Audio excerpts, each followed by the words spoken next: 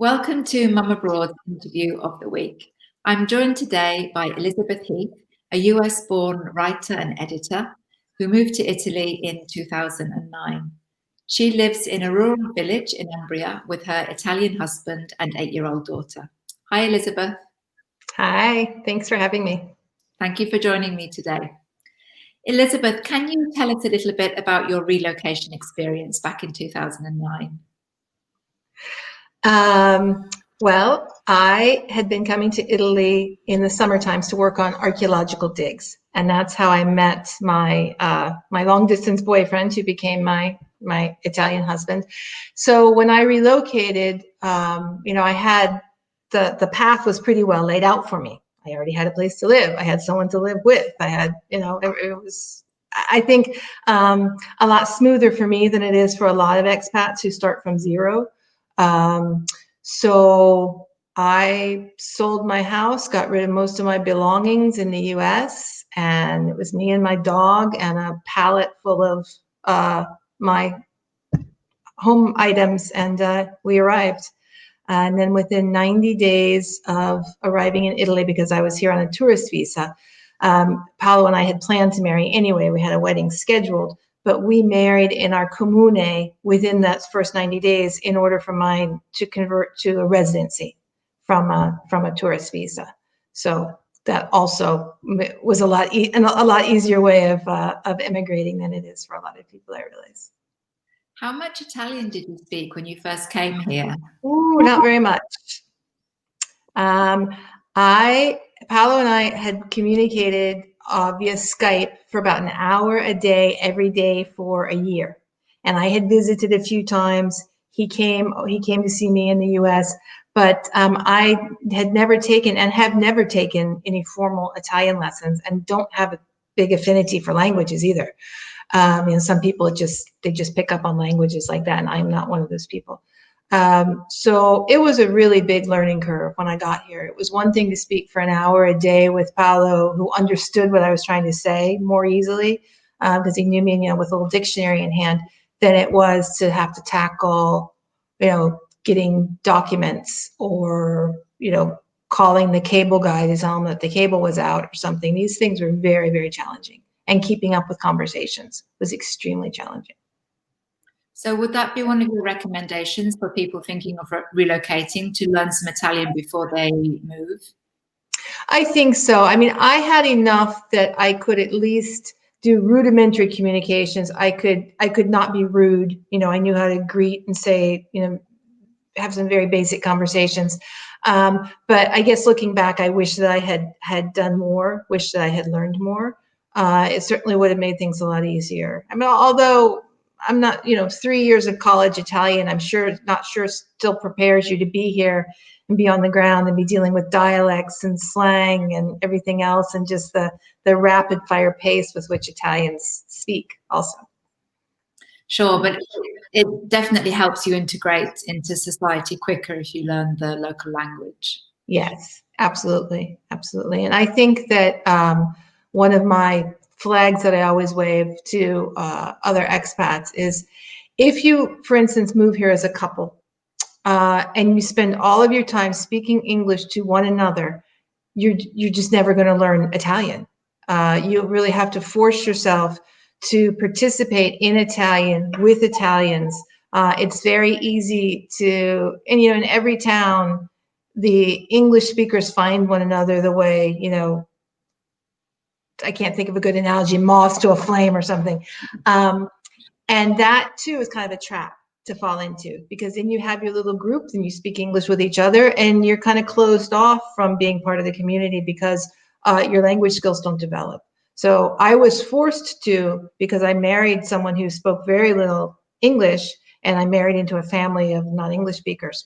But in that sense, I mean, I'm grateful for that, because had I moved here and just, found my English speaking, my British or American friends and spoke English with them all the time, I would not have made as much progress as I did, because I was forced to. Elizabeth, they say it takes a village to raise a child. Literally, how have you been in a small Italian village?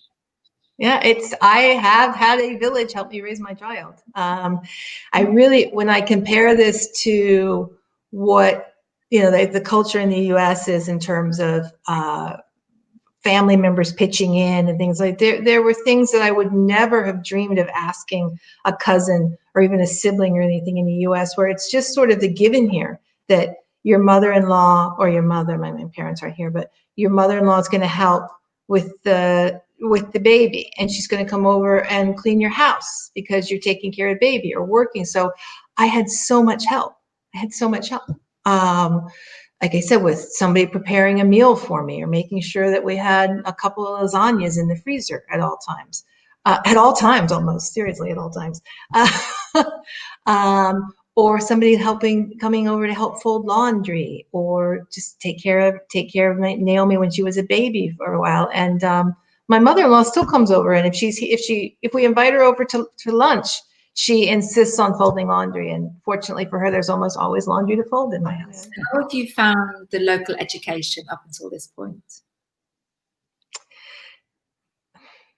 My daughter is fortunate, and she has a very small class, and it's just the way that the numbers worked out that year. She has 15 kids in her class, and these will be her classmates up until she goes to high school. So she's been with them practically since preschool. So that's a very nice experience for her. She has the same teachers year to year, so there's a lot of continuity. Schools are very safe. I mean, I think about, I can't imagine what it would be like to worry about send my kid to school and worry about whether there was going to be a school shooting that day. I mean, it's just so far off seemingly outside the realm of possibility in Italy, because it's just a safer country to live in, and it's particularly when you get into small towns like ours. The quality of education, I don't see yet that the kids are challenged to do a lot of critical thinking, creative problem solving, things like that. It's all very much, to me, it's rote. It's a lot of memorization, being able to recite things back without necessarily understanding and discussing nuances of ideas. So I've often said that if there were an international school within driving distance of us, we would probably have looked into it to enrolling her. There's not. So we're with the public schools, and try to enhance with reading and working on her English, and travel. We travel a lot, as we can, and other experiences that enrich her life experiences. Do you find that you try and spend more time in the States, for example, in the summer, so that you can balance out a little bit between the two cultures? We're limited to how much time we can spend in the States, because we usually, ideally like to take my husband along when we go on vacation, and he can't always get away for more than 2 weeks at a time. So our trips, I think the longest we've been away has been 3 weeks. And that was a combination of several places in the US, and we also went on a little cruise too. That was in 2019. I would like to start spending a month each summer in the United States, and hopefully by next summer that's something that will be feasible, in order to improve her English skills, and also for her to know more about US culture.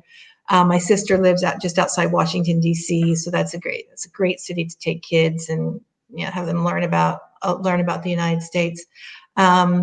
So I guess that's a long-winded answer to your question is yes. I would like to. I aspire to spend more time there. First and foremost, for her English language skills, because she can be a little bit lazy about speaking English because she knows mom understands Italian. Elizabeth, I'd like to touch a little bit on the idea of the international community. For me, connections with the international community have been a lifeline while I've been living abroad. And a lot of those connections with other mothers in particular have come through school. I did live in Barcelona, and now I'm close to Barcelona, so I have quite a good network of internationals in the city as well. From your point of view, you're living in a rural community. Have you found a way to connect to the international community? I have connected to the international community. I haven't really connected to an international parenting community or community of parents. I am an older mom, so the friends I meet who are my age have kids who are in college by now, or some of them are grandmothers already. So, and then in Naomi's school, there are some parents who are not from Italy, but they are English speaking parents. So in that sense, no, I haven't benefited from a community of other parents who are going through the same experiences, raising, a half English speaking or half British or half American child in Italy. I have connected with other English speakers, and they remain some of my closer friends. And they're moms too. They're older moms of older kids, but at least have some experience with raising kids in Italy too. We mentioned earlier that you are a writer and an editor. How have you been able to manage your career? Surprisingly well. That's been probably one of the most pleasant surprises of my whole relocation to Italy. Is and it started right after Naomi was born, and as I said, I wasn't planning it that way at all. But I started my blog right after she was born. The blog still exists. I don't maintain it anymore, but it was a blog called My Village in Umbria, and I don't remember making a decision like, oh, I have to do something because I need some creative outlet, but it just started. And then that led me to get some writing assignments. And I had been a professional writer when I was in the US, an editor, but I just kind of let it. There was a few years here where I was just sort of lost in the woods, kind of trying to get my footing here. And it was before she was born. So she was. I had help with her. I had a nanny who came in a few hours a day when she was an infant. I had my mother-in-law who helped. Then she started in nursery and preschool and school. And during those hours, I continue to do so. That's when I work. So the bus comes and picks her up, and I sit down at my desk, and that's when my day starts. So it's, a reliable internet connection can get you a lot of places in this world. So, Elizabeth, what recommendations would you have for anybody who's thinking of moving to a small town in Italy or a village in Italy? Well, visit first.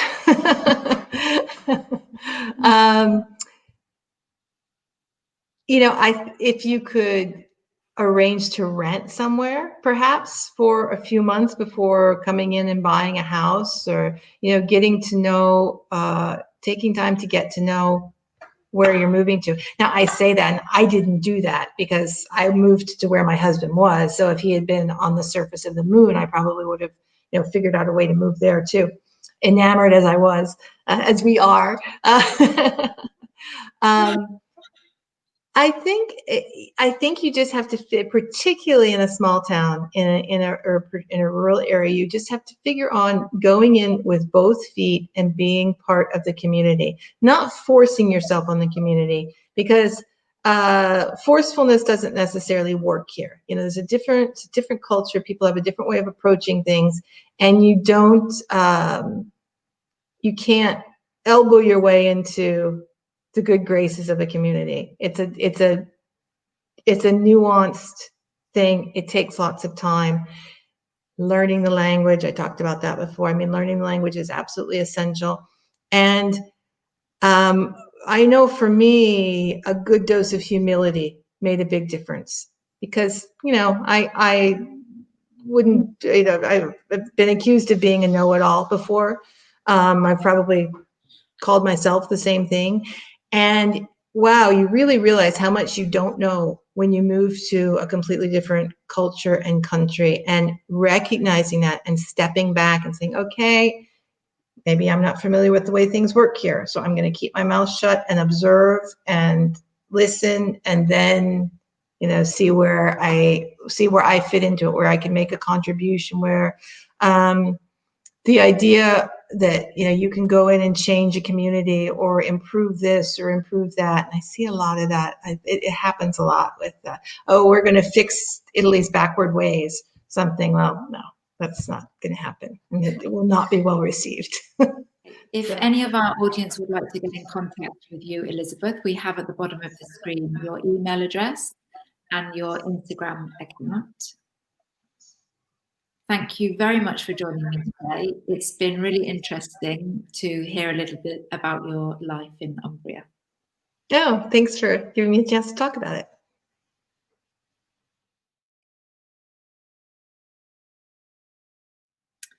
What do you love about where you live? Community, history, and it's beautiful. Can you recommend a family-friendly activity in your area? At Orvieto, there are several underground sites that are caves that were dug under the city, and these are fascinating for kids, for grown-ups too. What's your favorite part of Italy? Probably the Alto Adige, the very north of Italy, on the border with Austria and Switzerland. Your favorite local pasta dish? Carbonara. And your favorite Italian expression? Lascia perdere, which means it translates to leave it lost, but it's kind of the equivalent of saying don't go there. Your ideal Sunday, what would that be? Being outdoors, someplace in nature, hiking, mushroom hunting, something like that. Your favorite coastal resort in Italy? Right now I'm stuck on the island of Giglio, which is one of the Tuscan islands. Anything that you dislike about where you live? Sometimes it's a little too rural and too quiet. And do you prefer pizza or pasta? Pizza. And what 3 words would describe your life? Interesting, secure, and challenging.